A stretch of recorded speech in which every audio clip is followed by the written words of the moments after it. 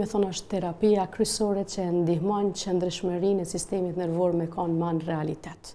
Pra jo vetëm e ndihmon, po e përforcon, e kalit, e gdhend, e bën të aftë për m'ju përballu një përditshmërie.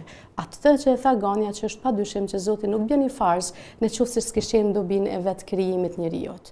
Dhe nëse këshirëm cilat janë dobit, janë atë shumëta që po mundohem disa mi përkufizu me cilat mujna me pas ma shumë kontakt në përditshmërinë tonë.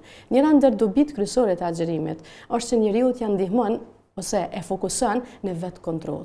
Ne dim që në përditshmërinë tonë njerëzit qofshin me diagnoza ose pa diagnoza, priren me pas impulsiv, me pas pjesë të reagimeve të menjëshme, sidomos tek knacit, po edhe të nervoza. Për shembull, përditshmëria jashtë Ramazanit, ne shohim njerëz që janë më agresiv, më nervoz, më shpejt e humbin kontrollin ndaj emocioneve të tyre. Pra, dobia kryesore e agjerimit është që njeriu e ndihmon pikërisht me shtu inteligjencën emocionale, me ardhur deri te një vetë kontroll më mirë.